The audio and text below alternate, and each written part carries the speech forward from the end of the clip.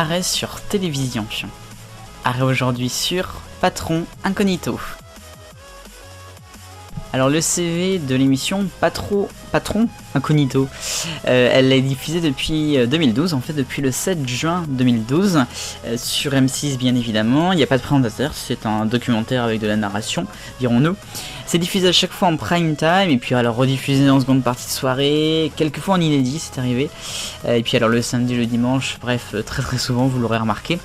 A noter que ça a été diffusé plein de soirs dans la semaine, il n'y aura pas de date de diffusion exacte. La première fois c'était jeudi, dernièrement le lundi, mardi ou encore mercredi. Alors le concept de l'émission, qui au départ s'appelle Undercover Boss, c'est une émission anglaise qui a été d'abord diffusée sur Channel 4.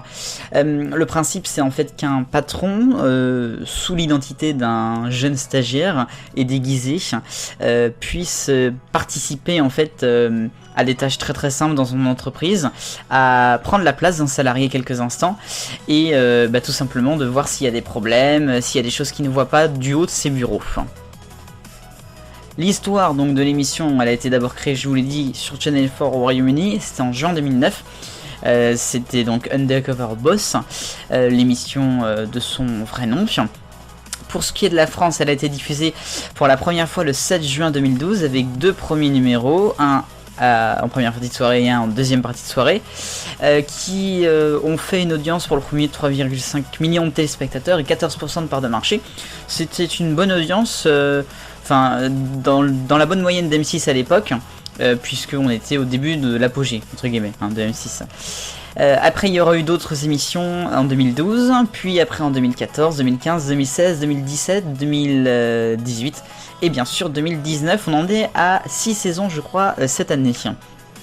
Généralement les émissions sont diffusées sur les jours de janvier-février, quelquefois aussi en mars, et puis un petit peu comme Cauchemar en cuisine aussi, quand il y a un petit peu des moments à boucher dans la grille, lorsqu'il n'y a pas par exemple...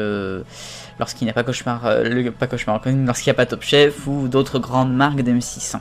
A noter évidemment que l'audience, elle, s'effrite un petit peu, forcément, ça c'est la télévision qui veut ça, depuis quelques temps. Le dernier numéro, en janvier de cette année, aura eu, je crois, 2,3 millions, non je vais pas y arriver, 2,3 millions, je vais y arriver, de téléspectateurs, 10% de PDM. C'est toujours mieux que certaines choses. Bon, allez, on reprend les choses. Le futur, eh bien évidemment, l'émission va sans doute continuer, il va sans doute y avoir d'autres numéros, ça reste quand même une bonne valeur pour M6. Une émission qui est bien appréciée aussi dans le monde des entreprises, qui permet aussi à M6 de percer là-dedans. Et puis, c'est toujours sympa à regarder et ça permet de boucher les trous dans la grille, n'est-ce pas?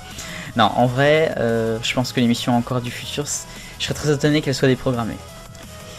Alors pourquoi c'est culte une émission comme ça? Parce que déjà tout le monde a vu au moins un extrait de Patron Incognito avec quand les patrons se font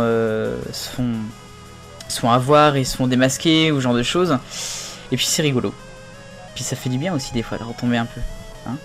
Allez, c'était le 72e numéro de Arrêt sur télévision consacré au Patron Incognito d'M6. Vive le bonheur, on est tous des millions de copains.